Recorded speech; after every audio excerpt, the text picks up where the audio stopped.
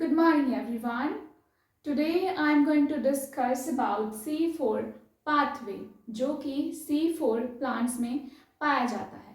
C4 plants वो होते हैं जो कि ज़्यादातर हॉट कंडीशंस में रहते हैं, जैसे कि डेजर्ट वाले प्लांट्स। ओके, जैसे कि एग्जांपल है आपका मेज या फिर शुगर केन, उनमें जो है C4 पाथवे देखा जाता है। स्पेसिफिकली जो C4 पाथवे है, ऐसे प्लांट जो होते हैं जिनमें C4 पाथवे चलता है, उनके अंदर एक अलग ही तरीके की एनाटॉमी डेवलप होती है, जिसको बोला जाता है क्रेन्स एनाटॉमी। क्रेन्स एनाटॉमी का मतलब उनका जो लीफ का स्ट्रक्चर होता है, लीफ का पैटर्न होता है ना, क्रेन्स की तरह होता है। जैसे कि फर्स्ट मीजोफिल सेल, उसके नीचे बंडल शीथ सेल, और उसके नीचे क्या होते हैं, वेस्कुलर बंडल्स। तो इसी कंडीशन को बोलते हैं क्रेन्स एनाटॉमी। ये क्यों होती है? क्योंकि इन्होंने फोटो रेस्पिरेशन को ओवरकम करना होता है। मैं आगे आपको बताती हूँ फोटो रेस्पिरेशन क्या होती है। फर्स्टली आपको बता दूं C4 पाथवे, क्यों C4 पाथवे को C4 पाथवे बोला जाता है, क्योंकि ये C4 प्लांट्स में देखे जाते हैं और इसमें जो फर्स्ट स्टेबल प्रोडक्ट बनता है हमारे पास, वो 4 कार्बन का होता है, इसलिए हम इसको बोलते हैं C4 पाथवे। ओके, अब नेक्स्ट देखिए, इसको और भी क्या बोलते हैं, हैच स्लैक पाथवे। अब हैच और स्लैक पाथवे क्यों बोलते हैं? क्योंकि जिन्होंने इसकी डिस्कवरी की थी C4 पाथवे की, उनका नेम क्या था, Marshall Davidson Hatch and Charles Roger Slack. कब डिस्कवरी हुई थी? 1960s में। और C3 साइकिल के बारे में आपको बताया था मैंने, कब उसकी डिस्कवरी हुई थी? 1950s में। और C4 की कब डिस्कवरी हुई? 1960s में। ओके, और देखिए, मैंने आपको बोला था कि कार्बन डाइऑक्साइड की फिक्सेशन प्लांट्स में क्यों इंपॉर्टेंट होती है। अब प्लांट्स जो होते हैं अपना फूड बनाते हैं with the help of carbon dioxide और वाटर, इसीलिए जो है कार्बन डाइऑक्साइड की फिक्सेशन इंपॉर्टेंट होती है। मैंने C3 साइकिल वाली वीडियो में आपको प्रॉपर्ली एक्सप्लेन कर दिया है कि कैसे कार्बन डाइऑक्साइड की फिक्सेशन होती है और क्यों इंपॉर्टेंट होती है। तो आई होप आपने वीडियो जरूर देख ली होगी। अब आगे चलिए, कार्बन डाइऑक्साइड की फिक्सेशन में एक C3 साइकिल चलता है जो कि C3 प्लांट में देखा जाता है। अबाउट 85% ऑफ प्लांट जो होते हैं उनमें C3 साइकिल देखा जाता है। और C4 पाथवे जो है वो डेजर्ट एरिया में या फिर जो ड्राई रीजन्स में जो रहते हैं या फिर ड्राई कंडीशंस को ओवरकम करने के लिए कुछ प्लांट्स के अंदर C4 साइकिल चलता है। ओके, C4 साइकिल ये भी क्या करता है, कार्बन डाइऑक्साइड की फिक्सेशन में हेल्प करता है। एंड जो थर्ड साइकिल है कार्बन डाइऑक्साइड की फिक्सेशन में, वो है CAM। वो मैं नेक्स्ट वीडियो में आपको एक्सप्लेन कर दूंगी। अब देखिए, अब ये C4 साइकिल की जो क्रेन्स एनाटॉमी है, क्रेन्स क्यों है? क्योंकि इसमें ओवरकम करना है फोटो रेस्पिरेशन को। अब फोटो रेस्पिरेशन क्या है? फोटो रेस्पिरेशन एक ऐसी कंडीशन होती है जो कि रुबिस्को है। रुबिस्को C3 साइकिल में रुबिस्को एंजाइम जो है, उसका काम क्या था, कार्बन डाइऑक्साइड की फिक्सेशन करना था।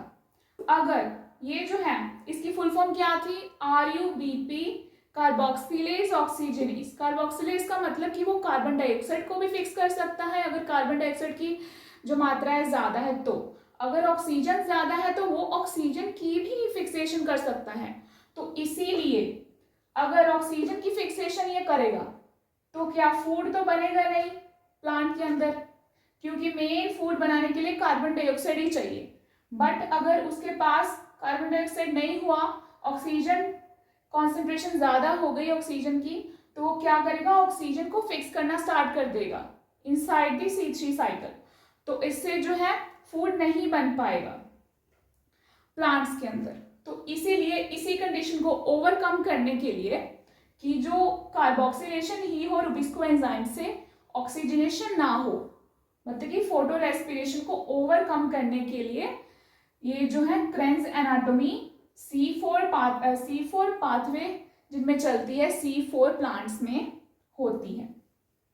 ओके, क्रेन्स एनाटॉमी इसीलिए डेवलप हुई है ऐसे प्लांट्स में कि वो फोटो रेस्पिरेशन को ओवरकम कर दें और जो रुबिस्को एंजाइम है कार्बोक्सिलेशन करे, कार्बन डाइऑक्साइड को फिक्स करे, ना कि ऑक्सीजन को। और देखिए फर्स्ट जो एटमॉस्फेयर से कार्बन डाइऑक्साइड आया, इसका प्रोसेस देखिए, मैंने आपको बता दिया कि क्रेन्स एनाटॉमी क्यों डेवलप होती है, इसका मेन काम क्या होता है। अब मीजोफिल सेल है, पहले लीफ में आपके पास मीजोफिल सेल, पहले एटमॉस्फेयर से कार्बन डाइऑक्साइड आया, कार्बन डाइऑक्साइड आया, अब प्लस वाटर, कार्बन डाइऑक्साइड और वाटर जब आपस में रिएक्ट करेंगे इन the presence of carbonic anhydrase, carbonic anhydrase तो बाइकार्बोनेट आयंस बनेंगे। ओके, बाइकार्बोनेट आयंस बनेंगे, बाइकार्बोनेट आयंस बनेंगे यहां पे। अब यही जो है जब ये बन गया, देन जो पीईपी, यहां पे जो 3 कार्बन हमारे पास मॉलिक्यूल है पीईपी, फोस्फोइनोल पायरूवेट, इसकी फुल फॉर्म क्या होती है, फोस्फोइनोल पायरूवेट।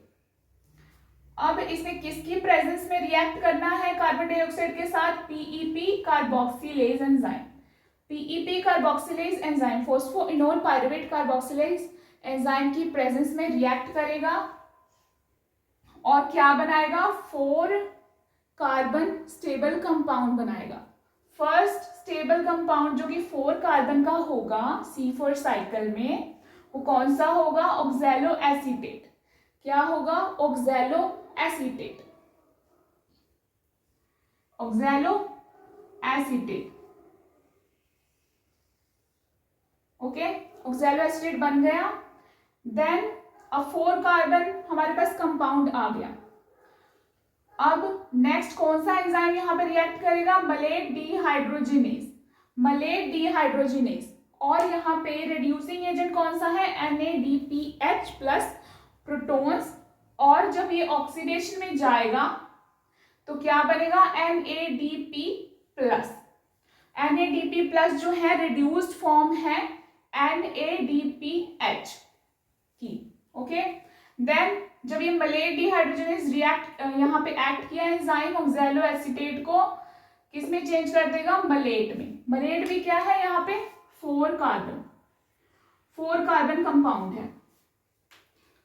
अब यहाँ पे मलेट में 4 कार्बन कंपाउंड है। अब नेक्स्ट यही मलेट जो जाएगा वो बंडल शीट सेल में जाएगा, बंडल शीट सेल में, बंडल शीट सेल में क्या होगी यहाँ पे, अब यहाँ पे कौन सा एंजाइम रिएक्ट करेगा, मैलिक एंजाइम, मैलिक एंजाइम यहाँ पे रिएक्ट किया। अब रिएक्ट करके जो एक कार्बोक्सिलिक ग्रुप था मलेट स्ट्रक्चर में, मलेट के स्ट्रक्चर में, वो रिलीज हो जाएगा। एक्चुअल में कार्बोक्सिलिक एसिड क्या है, कार्बन डाइऑक्साइड। अब यही जो कार्बन डाइऑक्साइड है आगे जाके RuBP 5 कार्बन कंपाउंड के साथ जुड़ के इन the presence of Rubisco carbon dioxide को फिक्स करेगा और कौन सा कंपाउंड बनाएगा, 6 कार्बन कंपाउंड बनाएगा। और फिर वो जब टूट जाएगा तो क्या बनेंगे, 2 हमारे पास कौन से मॉलिक्यूल बनेंगे, 3 कार्बन कंपाउंड वाले मॉलिक्यूल बनेंगे। उसको क्या कहते हैं, फॉस्फोग्लिसरिक एसिड, 3 फॉस्फोग्लिसरिक एसिड। अब जैसे C3 साइकिल मैंने आपको समझाया था पिछली वीडियो में, वैसे ही ये साइकिल चलेगा और 3PGA से 1,3 डाइफॉस्फोग्लिसरिक एसिड बनेगा। देन आगे फॉस्फोग्लिसरैल्डिहाइड बनेगा। देन उसके जो फॉस्फोग्लिसरैल्डिहाइड के 10 मॉलिक्यूल थे वो आगे जाके RuBP की 5 कार्बन कंपाउंड था उसकी रीजनरेशन में चले जाएंगे और जो 2 उसके मॉलिक्यूल थे वो किस में जाएंगे, आगे शुगर की प्रोडक्शन में जाएंगे। ऐसे ही ग्लूकोज की प्रोडक्शन होगी, शुगर की प्रोडक्शन होगी इन केस ऑफ प्लांट्स। अब देखिए इसके स्टेप्स मैं आपको बताती हूँ। फर्स्ट स्टेप में क्या हुआ, PEP, phosphoenol pyruvate, phosphoenol pyruvate के साथ जब कार्बन डाइऑक्साइड आगे फिक्स हो गया तो क्या बना, ऑक्सैलो एसीटेट बना, जो कि कितने कार्बन का था, 4 कार्बन का था, और पीईपी 3 कार्बन। और एंजाइम मैंने यहाँ पे मेंशन किया है पीईपी कार्बोक्सिलेज। ओके, अब नेक्स्ट कंडीशन है कि oxalo acetate plus oxalo acetate किस में कन्वर्ट होगा, मलेट में। मलेट क्या है, 4 कार्बन है, और ऑक्सैलो एसीटेट भी क्या है, 4 कार्बन है। अब यहाँ पे कौन सा एंजाइम रिएक्ट किया, mullet dehydrogenase, mullet dehydrogenase. Okay, अब यहाँ पे कौन सा रिड्यूसिंग एजेंट आया था, NADPH, किसमें चेंज हो गया, plus proton, NADP plus, reduced form में चेंज हो गया। अब थर्ड स्टेप में क्या हुआ, मलेट, मलेट जो था हमारा क्या था, 4 कार्बन। ये किसके अंदर था, ये दोनों स्टेप जो मैंने बताए फर्स्ट और सेकंड स्टेप किसके अंदर होते हैं, मीसोफिल सेल के अंदर। अब जो नेक्स्ट स्टेप है, थर्ड स्टेप, मलेट जो है पायरुवेट में चेंज हुआ।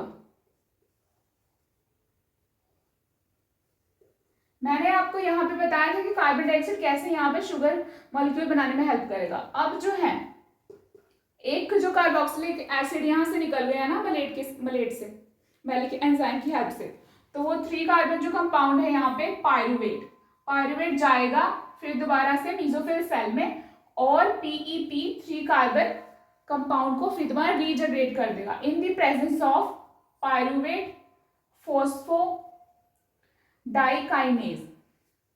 ओके, और यहाँ पे एनर्जी चाहिए इसलिए एटीपी जो है एडीपी में चेंज होती है। तो ऐसे ही जो है C4 साइकिल चलता है। अब देखिए मैंने थर्ड स्टेप आपको बताया, जैसे कि मलेट से पायरुवेट बनेगा, ये 4 कार्बन है मलेट और 3 कार्बन है pyruvate in the presence of malic enzyme. अब फोर्थ स्टेप है हमारा, अब पायरुवेट से पीईपी, पायरुवेट से पीईपी फोस्फोइनोल पायरुवेट रीजनरेट होगा। ओके, पायरुवेट 3 कार्बन है और पीईपी भी क्या है, 3 कार्बन है, बट यहाँ पे कौन सा एंजाइम इन्वॉल्व है, पायरुवेट फॉस्फेट डाइकाइनेज। ओके, अब यहाँ पे क्या कौन सी एनर्जी मॉलिक्यूल इन्वॉल्व है, एटीपी से एडीपी, क्योंकि यहाँ पे एनर्जी नीड थी, एनर्जी रिलीज हुई। मलेट से पायरुवेट बन गया, देन पायरुवेट से पीईपी रीजनरेट हो गया। ऐसे ही जो है अब एक जो कार्बोक्सिलिक ग्रुप था मलेट का, वो कार्बन डाइऑक्साइड की फॉर्म में जो है C3 साइकिल में जाएगा और C3 साइकिल के थ्रू शुगर बनाएगा और रीजनरेट किसको करेगा, 5 कार्बन कंपाउंड RUBP को। मेन यही था C4 साइकिल में।